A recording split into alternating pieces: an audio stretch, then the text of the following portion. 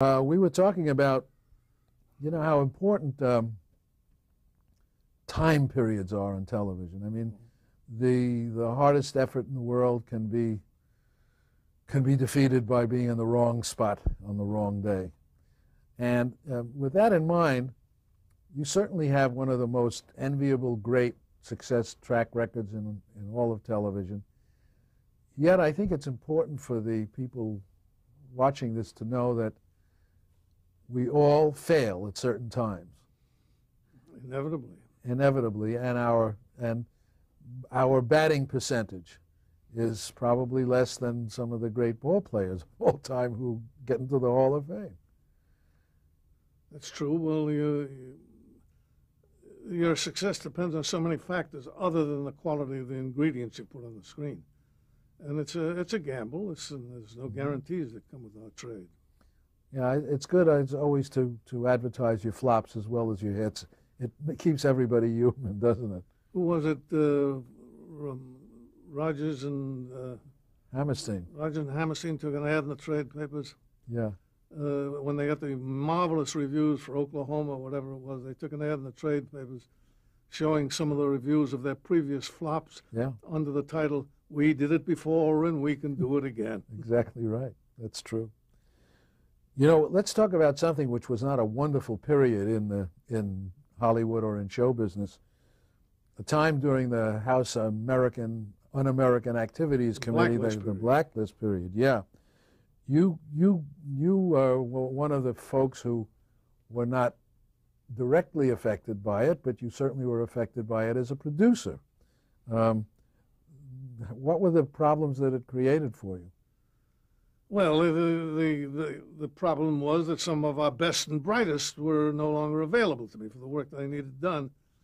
And since I thought the whole thing was a shame and a disgrace and a black blot on our country's history, I was not in sympathy with it, and I did my best to neutralize it, to overcome it, to work around it, to play tricks on it, to do whatever I could. Like what did you do? I was successful in getting several previously blacklisted people reinstated, and sometimes by direct means and sometimes by indirect means. Happily, my sponsors supported me. Both General Foods and Procter & Gamble were very cooperative and gave me all the support I needed. And, of course, the networks could not overcome a combination of these sponsors that I just mentioned. So I succeeded when for example, when a writer by the name of Mac Benoff was crossed off the list. Well, let me interrupt myself to say that we had to submit to the network for clearance a list of all the people who would get a screen credit when the film was released, when the picture was released. And they would submit that list to various clearance authorities. Adolphe Menjou and Ward Bond were two here in Hollywood, I know, who were established as clearinghouses for whether or not you could be permitted to work in television. And they would either accept the submitted names or reject them. In this particular case, when they rejected one of the writers that I had submitted, I said, well, that's it. Forget it. You're not going to have a show this week. I said, we're not going to deliver a show. If I haven't got a script, I can't deliver a show. Forget it. And my sponsors took up arms on my behalf, and they reversed the decision. Well, I discovered if that's the way you can do it, let's do more of it. And I was successful in getting quite a few names cleared, quite a few people cleared who had previously been considered unemployable, or maybe 7 or 8 or 9 or 10 of them. Didn't you also give certain writers pseudonyms so that they could... It was their choice. Yeah. Frank Tarloff, for example, when I had him reinstated, was so anxious to work and so eager to continue working that once he was cleared, he wanted to continue working, and he asked if it was all right if he accepted a pseudonym rather than to get a credit under his regular name. I said, okay. By the way, let me tell you, these pills I take, I'm not dying of consumption, in spite of what you may hear. Oh, no. But it sounds nice. I like it. I'm going to put a tune to it. Yes. No, my throat is in a constant state of allergic irritation. When I talk too much, I've been talking to you for a very, very long time. Well, but you enjoy it. my throat begins to kick up. That's okay. I don't mind. Nothing serious. That's okay. I don't mind. I don't think anybody else minds either. Were all the networks at that time pretty much the same under that pressure of keeping people They off were intimidated. Yeah. They're intimidated because there were groups like the Johnson group of supermarkets in upper New York State who, if they saw a credit on the screen of which they didn't approve, would up a sign on the product, on Campbell Soups, "This company employs communists. This is an un-American company." Devastating effect on the commercial people. In addition to writers, there were also actors and actresses that were affected. Everybody. Yeah. Everybody. Yeah. Awful. Thank goodness things are a lot different today, but not like it was at the networks I'm talking about. The business changes as every business changes. Yeah, sure. We get smarter and better looking. Do we? Yes. I'm glad but to get at the at the networks, how would you describe the atmosphere around the networks today, as opposed to your time in the 60s and 70s when 50s, 60s? I was about to say I haven't got any first-hand knowledge of the changes. I do have a little first-hand knowledge. I made a 2-hour film of the week for CBS a little more than a year ago in Vienna with Culp and Cosby. And I was shocked by the extent of network interference in the creative process. This was not a factor. Whatever other faults and troubles we may have had when I was working, we were allowed to do our job without major interference from the networks. On a minor level, like don't say this word or don't wear that short skirt or whatever, unimportant things. Now I find that they plunge with both feet right into the creative areas and tell you how your script should be written and what actors you can employ and things that were never a factor, never a consideration in my day. I was working in Vienna when I wanted to get a certain actor, John Rhys Davis, for a certain part. And my casting director came with a long face one day and said the network won't okay him. What do you mean they won't okay him? He's the guy the part was written for. What right have they to say they won't okay him? Well, that's what they say. They will get me the guy who says that. Well, I couldn't get him. I couldn't get the particular person who was responsible for the rejection. And they stalled and stalled until I needed somebody immediately tomorrow in front of the camera, and I had to take whoever I could get. But and also in the areas of, I had this experience. The thing I was doing with Culp and Cosby was that they were supposed to prevent a certain defector from the Soviet Union from being kidnapped. And late in the play, he is kidnapped, and they have to go and rescue him. When the script was first submitted to the network for okay, the maven, the wise guy in charge of okaying scripts, sent me a long memo saying, there isn't very much happens in the first part of this. It would be interesting if you move the kidnapping up earlier so that we'd have this violent action early in the piece to sustain interest. I sent back a memo and said to whoever wrote that memo, and it was unsigned, I'll be very happy to pay tuition for you at any drama school which teaches you that you don't put your second act climax in the middle of the first act. I never got a reply.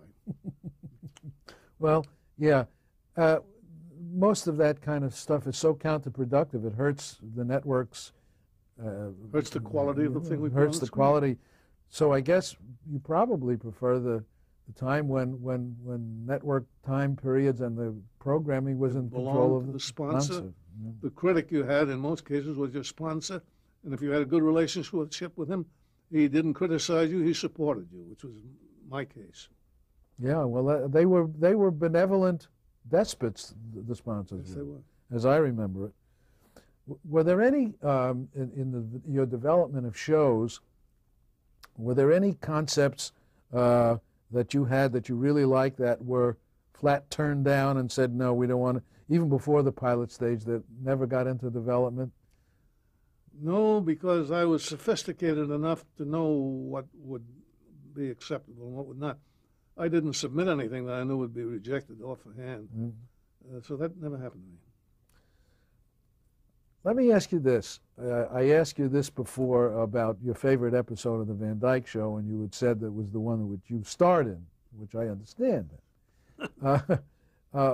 I know this is a tough question because there's so much stuff, but favorite episodes of the different series. Were there some that stand out particularly in your mind as highlights? Yes, inevitably, yeah. There was one on the Danny Thomas show called The Little Green Men. The premise was that Danny and his collaborator, Pat Harrington, had been working so hard that their wives were urging them to take a vacation. They wouldn't do it. So in order to make them realize how strained and near the edge they were, they hired a couple of midgets from the circus, dressed them in green cloaks and garbs, and sent them into where Danny and Pat were working to dance and tap dance around. And the scene I remember particularly is when, looking up from the piano, Danny sees two little green men dancing up and down on the living room floor. As he looks up, Pat looks up too, and Pat turns to Danny and says, "Hey, you see anything?" And Danny says, "No, do you?" I remember that very well. On the big Dick Van Dyke show, I said, for the sake of the joke, I said that it was the episode in which I appeared. As a matter of fact, it's the That's My Boy episode, because it was just had an important effect on history as well as being an entertaining piece of theater. Recently, and there was an issue of TV Guide that said they picked the 100 greatest moments in television history. They used that one? No, they didn't. They used the episode where Laura got her toe caught in the faucet. Yeah, toe caught in the faucet. Now on Andy Griffith, I guess it's the episode in which Ronnie Howard, with his new bean shooter, accidentally kills a bird. And then he hears the little lost birdlings, a little chirping and hungry, and little Ronnie did such a superb job of acting that I'll never forget it. Yeah, that was very moving, and very wonderful. That show to me. Didn't you once say that show never won an Emmy? The show itself never won an Emmy award, which is amazing because we all agree, everyone in the business, that the quality of the writing and direction and everything else on that show was so far above average. Considered a country show. Yeah, it was an amazing. What about any of the other shows? Are there any of the others that stand out in your mind as a? Well, the Lassie show, which I was doing at the time, which was about a lion. All right, I'm trying to keep this. It's been a very long session we've been having. I've been trying to keep it short, but I got to tell you this. No, it can't be kept short because you're in that chair. I got to tell you this story. On the Lassie show, I had one episode. Since almost every episode had Lassie interacting with another kind of an animal, a beaver, a cat, something. In this particular case, the storyline was that a circus lion had escaped, and it broke into the kitchen of the household in which Lassie lived. Ultimately, Lassie, of course, was to face this creature and drive it away, whatever was to happen. But for the day's work, when the lion was to burst into the kitchen where Tommy Reddick and his buddy were hiding under the sink, we had hired a lion from the man who supplies lions, a guy out in the valley, I don't remember his name. He's the fellow you go to if you want lions. And then he brings a bunch of lions. Lions are specialists, like dogs are specialists. There's a lion that's a specialist in snarling, a specialist in running, a specialist in being docile. You can pet him, you can do anything. This particular season, we wanted the tough lion, a lion named Raja. Raja snarled and did all the things lions are supposed to do. And the scheme was that they drove the truck with Raja in it up to a chute which had been constructed. That chute led into the set, and the lion was to be released and shoved down the chute so they emerged into the kitchen set. And the kitchen set had been enclosed within a barrier of chicken wire that surrounded it so as to keep, and the crew and the director, me in this case, we were all inside the chicken wire barrier with the man with a chair standing there, in a blank cartridge gun, waiting for the lion to come down. He comes down the chute, looks around, he doesn't like anything he sees. So he slaps the cast iron stove with one paw and breaks it into pieces. Cast iron stove, pow, pieces. He looks around, he still doesn't like it. He hits the chicken wire barrier, and that holds him like a sheet of tissue paper would hold him. He's out on the stage. Now he's on a sound stage encumbered with sets, with standing pieces, with all sorts of, we don't know where he is on this big stage. And the one thing that bothered Mel Kuntz, his name was Mel Kuntz. And the one thing that bothered Mel Kuntz was that there was a door from that stage out onto Sunset Boulevard. This was a KTLA, you know, on Sunset near the freeway. If he gets out on Sunset Boulevard, oh boy, he's really in big trouble. So he said, somebody get to that door. Don't let anybody come in that door. If somebody comes in the door of the line, get out on Sunset Boulevard. And the trainer's son, I'm very bad on names. Call him Tom for the moment. The trainer's son undertakes to be the guy. He runs this way to guard the door and meets the lion coming this way and stands. And Mel Kuntz says, stand, don't move. It won't hurt you if you don't move. Stand still. Don't move now. And the guy freezes into an alabaster statue. And the lion circles him, sniffing. Do I do a good lion? Sniffing like this. And finally he comes around and Mel Kuntz gets there with the blank cartridge and runs, get out of here. And he shoos the lion into his cage, which is where he wanted to go in the first place. And we all make a fuss over Tom. Oh boy, the way you stood there, that was remarkable. You stood like a statue, and that big old lion sniffing all around you. And the kid says, well, I got to tell you, about that time I gave him plenty to sniff at. Jesus. That's great. That's great. That's what I remember about the Lassie show. Was there an actor or an actress you you wanted to create a show for but never got a chance, someone who you wanted to put in the series but for any reason was unavailable or couldn't do it or anyone you remember in particular? One that I had a very hope would make something with Millicent Martin, a British actress. I did a season of comedy for her and with an American actor named Pat Crowley in London for Lord Grade and for his production company. We had only one season in America. It was put on as a replacement. I wanted very much to continue with her because she was an enormously talented lady. And because of the fact that it had been committed to the summer, the networks didn't want to take a chance with it in prime time. And I still wanted to do it with her, even if I had to do it in England, but nothing materialized. You once worked with Shirley MacLaine, did you? Yes, that was an unfortunate experience, yes. Shirley didn't approve of the material that I had provided for her, and I didn't approve of the revisions she wanted to make in the material I had provided for her.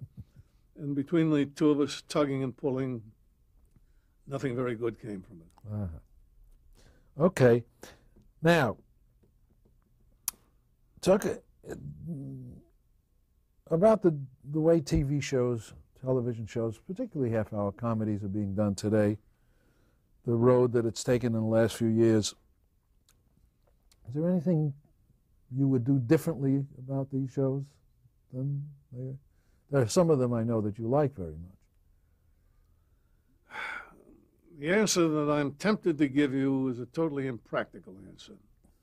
Because what I'm talking about mainly applies to the area of comedy, which is, I think, one of the basic areas of entertainment that television provides. I'm better equipped to talk about comedy than I am about drama or a variety of the other areas. As far as comedy is concerned, and I say it's an impractical answer, I would try to retain those few survivors of the Jack Benny, Bob Hope era who understood comedy because of their exposure to audiences.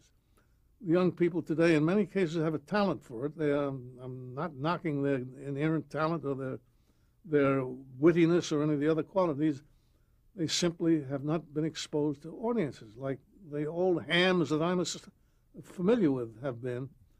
And I would try very hard to retain their influence on comedy, but I'm afraid that's not likely to happen. Mm-hmm. So that's almost like,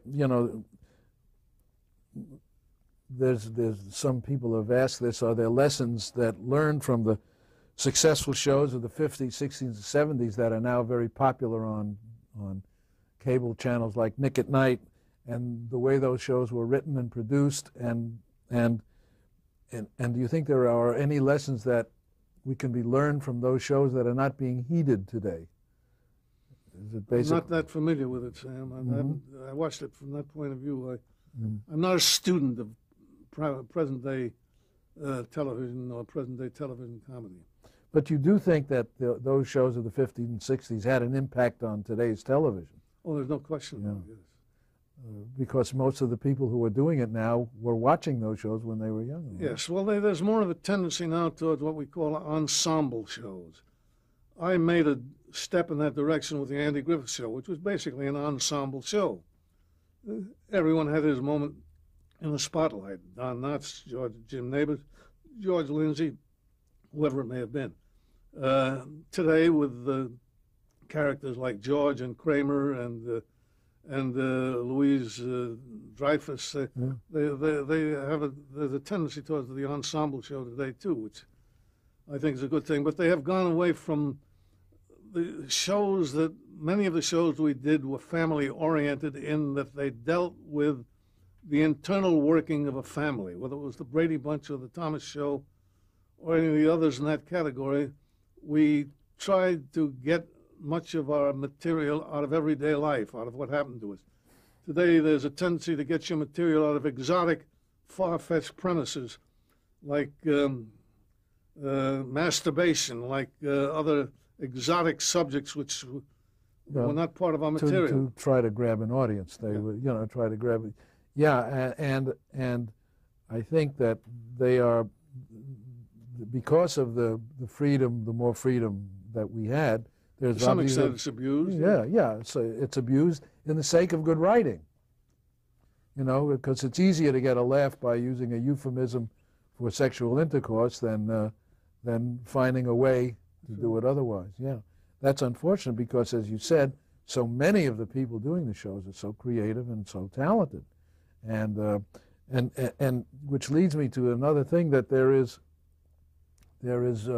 are certainly a lot of committees around that there is a disrespect for the veterans of the who have done the work before them. And what brings me to mind that you told a story once about Jack Benny going to the network with a show. Yeah, what was that story? I forget it. Jack told me, he said, "I have a great idea for television, and I'm going to make you president of it." He told me the idea, and it was a good one. It had to do with an emancipated woman being married to a chauvinistic male. It was a good one. And he said, "You can have it." I said, "Thank you, Jack. I don't want it. I don't want it the premise. I want you. If you'll do something with me, fine. But if I go to the network and say, here's this idea, ideas grow on every tree. They're the simplest part of the package is the, quote, the idea. The people who are going to execute it, who are going to bring it to life, they're the important part of the package. If I can come there and say, here's this idea, and Jack Benny will work with me as an advisor or whatnot, that has some appeal." He said, "Fine." Made an appointment at one of the networks, which I will not name, because I don't need to make too many enemies with this interview. But one of the made an appointment one of the networks, and we went through the usual preliminaries, the coffee and the small talk. And they got down to where they wanted to know what the idea was that Jack had, and he told it to them. And there was the program director and several of his subordinates in the room, and everybody laughed all through Jack's narration. And at the end of the narration, the head of programming said, well, after the appropriate pause in which nobody dared speak until the great man spoke, said, well, I'll tell you, Jack, I don't think it would work the way you told it, but I think I can tell you how to fix it. To which Jack replied, I would love to have you tell me how to fix it, but I've had an appointment with my dentist for some root canal work for weeks, and I've been looking forward to it so if you'll excuse me. And out he went. Yes, yes. That pretty well defines the problem, doesn't it? You know, recently, just last week, they said that the 4 or 5 networks now, or is it 6? Well, 1, 2, 3, 4, 5, 6 networks, the 2 new networks, UPN and Warner Brothers, along with Fox, ABC, CBS, NBC, cumulatively had an audience share of only 44%. And back in the halcyon days of the 50s, 60s, and 70s, on good, we would have shares. This was before cable, understandably. 90%. That's when the water company used to know when there was a commercial on Amos and Andy. Yeah. Because the consumption of water as people flush toilets. That's right. Went up enormously in the commercials. Well, now the share is way down, and we know some of the reasons because you have the cable channels and all of that. But we know that there is a tremendous erosion. Do you have you given any thought to possibly how can we meaning the networks, get that audience back to watching network television? I know it's not a snap answer, but it's an interesting one to speculate on. The obvious answer is one that's do the impossible or the nearly impossible. Make the menu you're offering more attractive. Well, of course, that's what they want to do. Well, they may be going about doing it the wrong way, but certainly they want to present to the audience the most attractive possible selection of materials. But until they have the talent and the know-how and the desire to make television entertainment the best it can possibly be, and I don't think they want that. I think they want to get numbers and ratings, whether it's good or whether it's bad. No matter what they have to do it, they'll settle for mediocre material if it gets big numbers. But I think ultimately they have to make quality the final judge, and over the long run, that's bound to bring back the audience. Yeah. Someone once said, I think it was my former partner, that in its 50 years of existence, television has used up 250 years of show business. You think it can keep going? I think it's a modest estimate. You think more, huh? Yeah. But you agree that there are plenty of resources out there to keep this entertainment going for quite a long time. Well, and if there are plenty of resources to keep literature, to keep the publishers publishing books, if there are plenty of resources to keep the theaters, the moving picture theaters full, I'm sure there are other resources with which to rescue television. I'm going to throw some names at you. Like the Rorschach test thing, the word association thing, and give you some names of people. And George Burns. Witty.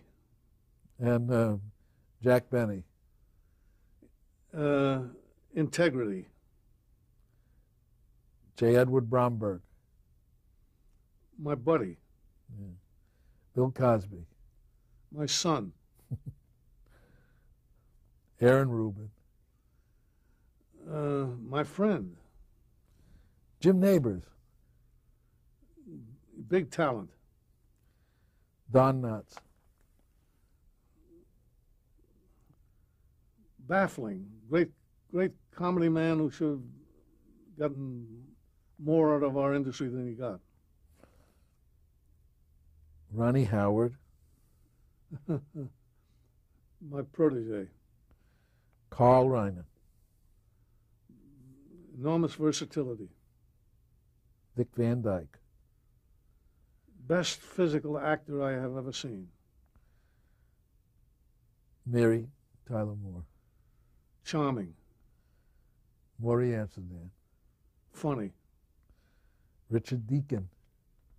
Bald. Rose Marie. Oh, I love her. Jerry Paris. Mixed feelings. Milt Josephsberg. Funny. Unchanneled. Okay, we're going to change the thing, and then I'm going to keep going on with this list. We're going to change this. Come on, you're through. You're on the last page. No, but I don't want to run out of tape before I finish this last few things. So it'll just be a few more minutes, but I don't want to run out of tape.